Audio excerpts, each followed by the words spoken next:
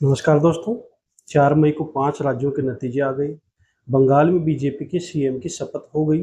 असम और पुडुचेरी में भी सीएम और तारीख तय है। केरल में यूडीएफ ने भारी जीत हासिल की। पिनराई विजयन की एलडीएफ सरकार 10 साल बाद सत्ता से बाहर हो गई।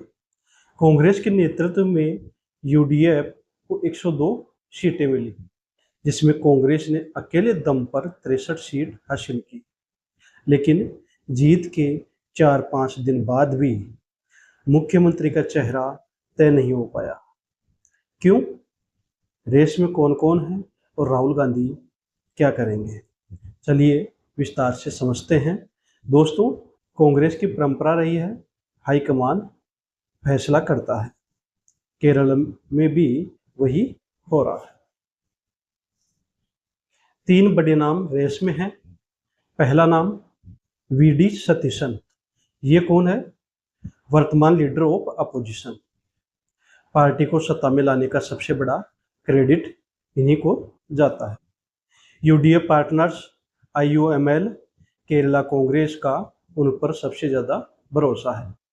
सिविल सोसाइटी और कई विधायकों का समर्थन, लेकिन कुछ अंदरूनी गुट उन्हें पसंद नहीं करते। अब बात कर लेते हैं दूसरे बड़े नाम की। ये दूसरा नाम है रमेश चेन्नीथला। ये कौन है?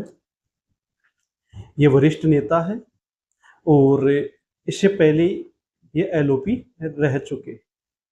अनुभवी, पार्टी में लंबा कद है। सोनिया गांधी से मुलाकात भी की थी इन्होंने लास्ट टाइम, पर कई युवा और नए विधायक उन्हें पुराना चेहरा मानते हैं। अब बात कर लेते हैं तीसरा और अंतिम नाम, और वो नाम है केसी वेणुगोपाल। ये कौन है? ये एआईसीसी महासचिव, राहुल गांधी के सिपहसालार यानी बेहद करीबी, लोकसभा सांसद हैं वर्तमान में। हाईकमान का इन पर भरोसा है। अगर हाईकमान अपना आदमी चाहे तो ये फेवरेट हो सकते हैं। अब बात करते हैं कि समस्या कहाँ आ रही है। केरल कांग्रेस में गुटबाजी पुरानी है। ओमान चांडी के निधन के बाद सतीशन ने मोर्चा संभाला, लेकिन चेन्नीथला वेणुगोपाल गुट अलग है। अगर गलत फैसला हुआ तो विद्रोह हो सकता है। यूडीएफ पार्टनर्स भी सतीशन को पसंद करते हैं, क्योंकि वो कोalition को मजबूत रख सकते हैं। राहुल गांधी और असम वाली गलती फिर से करेंगे? अब सवाल यह है, क्या राहुल गांधी ये गलती दोहराने जा रहे हैं?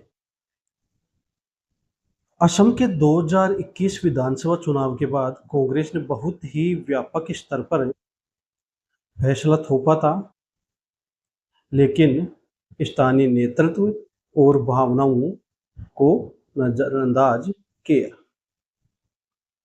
जिसका नतीजा भारी हार में तब्दील हो गया। केरल में राहुल चाहते हैं कि विधायक खुद की सहमति से नेता चुने, लेकिन हाईकमान का दबदबा अभी भी है।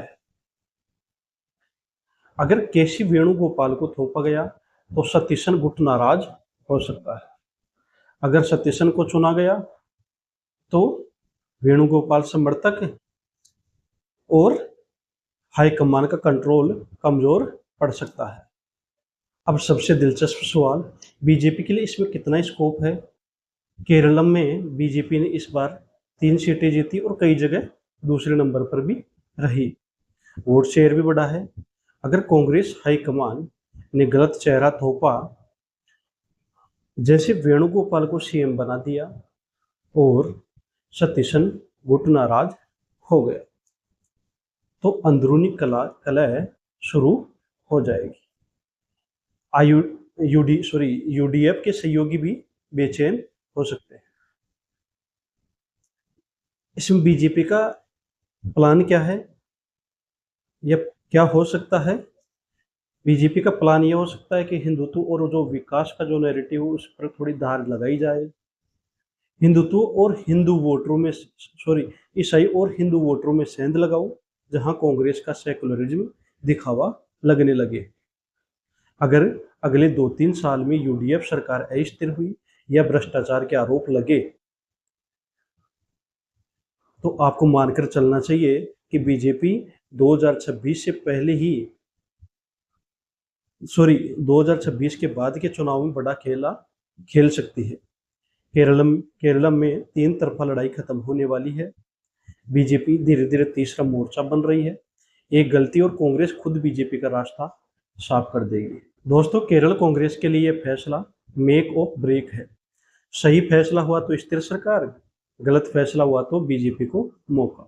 आप बताइए, सतीशन, चेनिथला या वेणुगोपाल, कौन बनेगा केरल का सीएम?